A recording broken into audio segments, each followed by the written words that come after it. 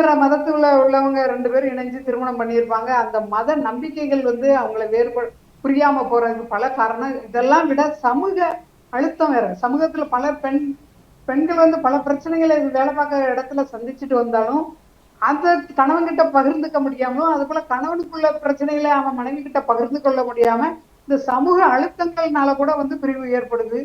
அப்புறம் சமுதாயத்துல ஒரு எதிர்பார்ப்பு வச்சிருக்காங்க, நாம இப்படி இருக்கணும் அப்படிங்கிறத, நம்மளுக்கு இந்த அளவு மதிப்பு தரணும் சமுதாயம் அப்படிங்கிறத ஒரு எதிர்பார்ப்போட இருக்கனால இன்னைக்கு அந்த புரிதல் இல்லாம போகுது. பொருளாதார பிரச்சனை இன்னைக்கு ரொம்ப அதிகமானது. பண கஷ்டம், பெரும்பாலும் பிரச்சனைக்கு பண கஷ்டம் தான் காரணமாகுது. அதனால மன அழுத்தம் வருது. ஏன்னா இந்த கணவன் ஒரு பொருளை வாங்கி தரணும்னு இருப்பாரு, மனைவி இன்னொரு பொருளை எதிர்பார்ப்பாங்க.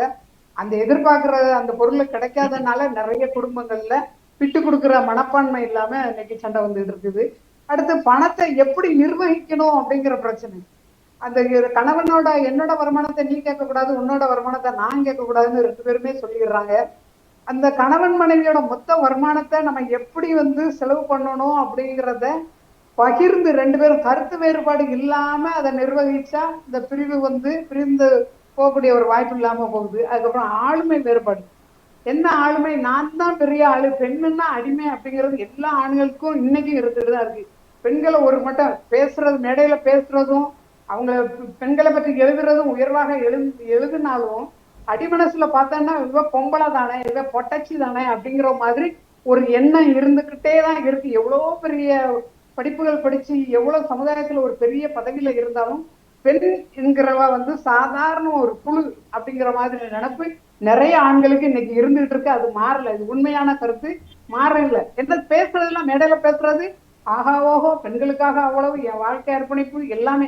அரசியல்ல இருந்தாலும் சரி, மற்ற எதுல இருந்தாலும், எந்த துறையில இருந்தாலும் சரி, அந்த மாதிரி தான் இருக்காங்க. அதுக்கப்புறம் பொறாமை.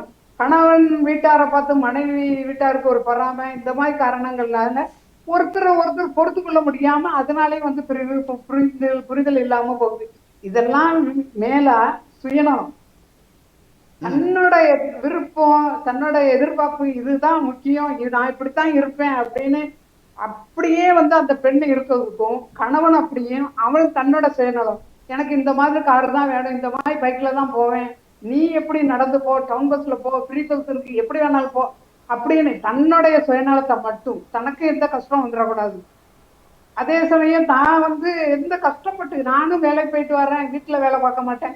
இப்ப காலங்கள் மாறிட்டு, நிறைய இடங்கள்ல மாறிட்டு, ஆனாலும் ஒரு சில இடங்கள்ல அந்த நான் ஒயிட் காலர் ஜாப், வீட்டுல ஒயிட் காலரா தான் இருப்பேன் அப்படின்னா அது ஒத்து வராம நிறைய புரிதல் இல்லாம நிறைய பிரச்சனைகள் வருது. அதுக்கப்புறம் வாழ்க்கையோட நிகழ்வு என்னன்னா உடல்நலம் பிரச்சனை. தனக்கு ஒரு உடல்நல பிரச்சனை இருக்குன்னா கணவன் அதை உணர்ந்து அவங்க கிட்ட இருக்கிற அந்த கஷ்டங்களை உணர்ந்து செயல்பட்டா அந்த புரிதல் ஏற்பட்டு கொஞ்சம் புரியாதனால நிறைய பிரச்சனை வருது. அதுக்கப்புறம் ஒருத்தர் இல்லாம ஒருத்தரை இழந்து ஒருத்தர் வாழ்றது கூட இன்னைக்கு பெரிய ஒரு கஷ்டமான ஒரு சூழல்ல தான் இருக்கு. வேலை இல்லாம நிறைய பேர் வேலை இல்லாம, அதனால பொருளாதார சிக்கல் அதனால புரிதல் இல்லாம ஒருத்தர் பிரியக்கூடிய நிலையில வராங்க. இதெல்லாம் விட குழந்தை இல்லாத ஒரு காரணம். குழந்தை இல்லாம அதுக்கான இன்னைக்கு நவீன காலத்துல பல விஞ்ஞான தொழில்நுட்பம் வளர்ந்தா கூட அந்த மாதிரி ஒரு முயற்சிக்கு செயல்பாடுக்கு போகாம குழந்தை இல்லைங்கிற காரணத்துல ஆதிகாலம் தொட்டு இன்னைக்கு வரைக்கும் இருக்கு. இன்றைய காலகட்டத்துல ஆண்களுக்கு தான் முன்னாடி பெண்களுக்கு தான் மலட்டுத்தன்மை இருந்து ஒரு திருமணம், 2 திருமணம், 3வது திருமணம் பண்ணிட்டு போயிட்டு இருந்தாரு. இப்போ ஆண்களுக்கே மலட்டுத்தன்மை இருக்குது. அதுக்கு இன்னைக்கு நாகரிகத்துல நம்ம அணியக்கூடிய ஆடைகள் ஒரு காரணம் அப்படிங்கறதுதான் என்னோட ஒரு இது.